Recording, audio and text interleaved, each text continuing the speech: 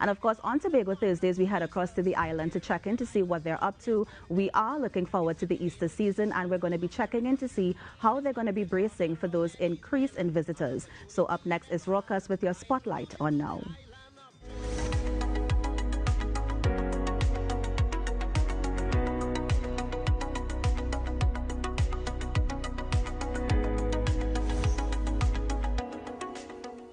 In your spotlight on Now this morning, I want to welcome Mrs. Caroline Birchwood James, the Vice President of the Tobago Hotel and Tourism Association. This morning, we're chatting about the Easter weekend and everybody's going across to Tobago.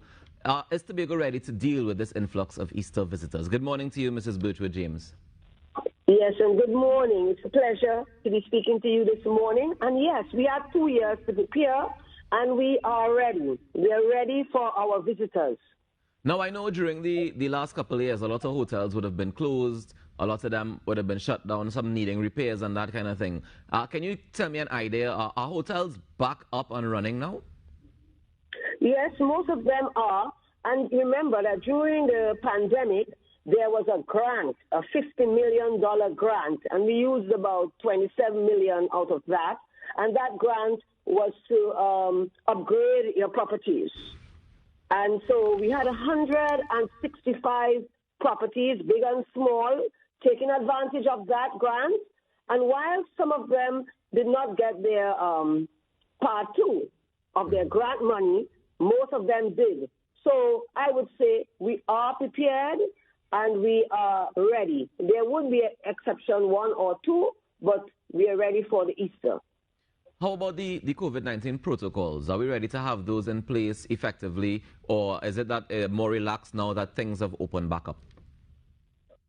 Well, during the pandemic, again, we had courses from CARFA, and most of our hotels, hotel owners and entities, accommodation sector, restaurants, and so on, those under our purview, they are all certified by CARFA. Most of them are certified by CARFA. That's the protocols dealing with the pandemic, dealing with the COVID, and so on. No, we have not relaxed our protocols. The only thing that's relaxed is a safe zone, which we are glad for, because under the safe zone, there were gray areas that we weren't sure how to make them clear. So for some people, the restaurants had to be closed because they couldn't get children in there under 12. Right. Who weren't vaccinated. And then you also had some of the bars were near to the restaurants, and they too had to be closed because we weren't sure exactly for the protocols, the local protocols concerning the safe zone and hotels. That was a real problem for many of our hotels. So now the safe zone is gone. It's easy sailing, but we are still keeping up the protocols, the washing of the hands, the face mask, and we are not overcrowding anything. And I haven't heard of any big events either. Well, I think one maybe in Pigeon Point. So we're keeping that on a minimum because, we have to see how this thing works out. Now, I want to know how you would compare this Easter season that we're preparing for versus when we would usually have, I know normally around this time we'd also have jazz in Tobago and that sort of thing. Do you expect a similar amount of visitors to the island as you would when you have jazz, or do you expect it to be considerably less? Well, I think that we are going to have more in the sense that people are pent up for 2 years, and Tobago is the only place, I think with the exception of Tobago is the only place that you can come to have a vacation without having your vaccination. All right? So now while places are opening up, this is the only island, I think Grenada is considering it, but this is the only island that you can come without a vaccination. So for the people who are unvaccinated, the people who have less income, Tobago is the place to be at this time. Of course, we are missing our jazz this year, but we have to bear in mind that those large events, I would say, is not the best thing at this time as we are trying to maneuver ourselves out of this pandemic. So we see what will happen next year. Of course, we'll be lobbying it for it next year, the association. We think it's all part of the Tobago DNA now. So we'll be lobbying for it next year. But I think we're going to get more people. Listen, before last week, they added more flights. And those flights were taken up within 12 hours, all of them. will take up between 12 hours. So we are lobbying for even more flights, and I saw the schedule for, they have 3 boats in operation. 3 boats in operation, and back-to-back sailings. So we think we're going to have a bumper Easter, and we still have our protocols in place. You said you're lobbying for more flights. How has that lobbying been going? What's the reception like so far? Well, we are writing the Chief Secretary and the Minister and the Caribbean Airlines for the last 2 months. We've been writing them every week. And we've been seeing them, and we're talking about it on our interviews. We are a very dynamic association, if I may say so, you know, and that's what we do, and we can do it pretty well. And now, as I said, all the seats were taken up within 12 hours. Therefore, we need more flights. Remember, the flights, I think we used to get something like 20 rotations for the day, and we are up to about 12 now. Right. You see? So we still have some way to go, but we will be lobbying, because this is a time for us to make a few cents. This is time for people to be here. First of all, of us to enjoy the visitors, and for the visitors to enjoy the people of Tobago. They're ready for them.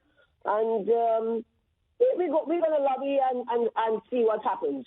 Right. You know? Now, I know that usually, besides jazz and stuff like that, we will also have goat racing and things like that. What sort of activities can visitors look forward to there being? Because I know the goat racing was cancelled. There's no jazz. So what is there to do in Tobago that visitors can look forward to doing when they get across? The goat racing is not cancelled. The goat racing is going to go on Easter Tuesday. It starts at 11 o'clock. Okay. I think the Buku Village Council, or the council that sees about the goat race, what happened, from what I understand, is what I understand. They felt that 3 weeks was a short time to organize, and the Chief Secretary said, no, we are going to have goat race because the people are coming from Trinidad to Tobago for the Easter, and we must have activities for them. Right. And I agree with him. I agree 100%, and all my hoteliers and everybody in the association and in tourism agree with him. We must have the goat race. The goat race is part of the DNA of Tobago. And let me say this, the only other place that has goat race is in Uganda, and they have it like a joke. But we are the only ones who take it very seriously, and it's part of our DNA, and the goat race belongs to the island of Tobago. And so we are having goat race at 11 o'clock.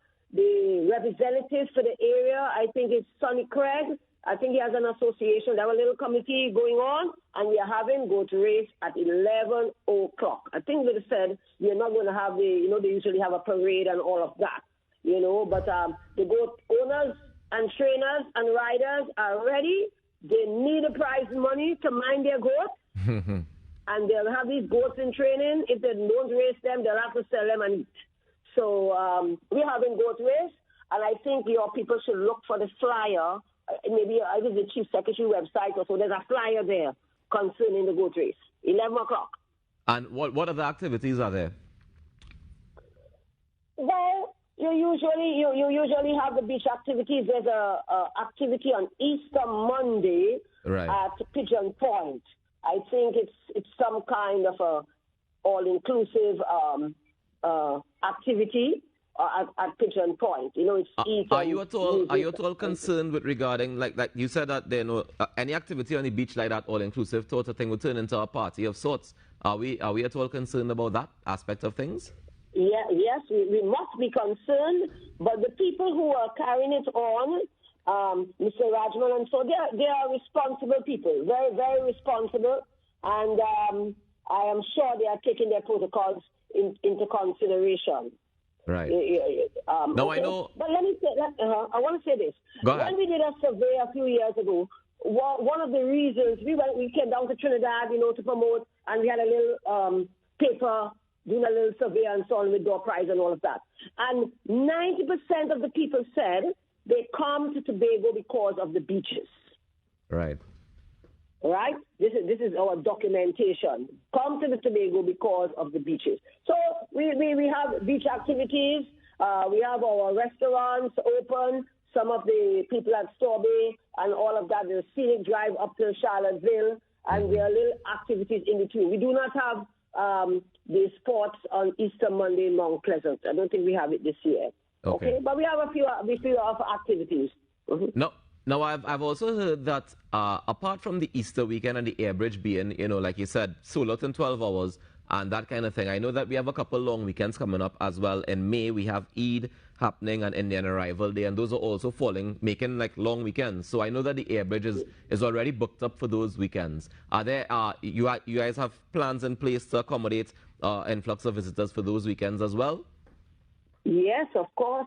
We know about all the long weekends, and we make preparations for them. We have, in our association, we do have a marketing tool called Tobago Line, and on Tobago Line, we advertise what we are having. We have all our hotels featured there. You can see pictures of them and so on. And we are prepared. We are always prepared because, remember, for the last 2 years, 1 year of that was zero occupancy, zero money.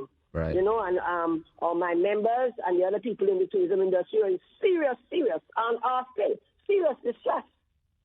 Okay? They and their banks having a to and fro, and so on, no money to pay. All right. So tell me something, Mrs. Birchwood James. If the grant that was given was able to help, repairs and with upgrades and stuff like that, can we look forward to this influx of customers and, hopefully an increase in income? Can we look forward to that paying off for some of the last 2 years, or are we just going forward with it? Oh, Mrs. Birchwood James seems to have, the call seems to have dropped, unfortunately.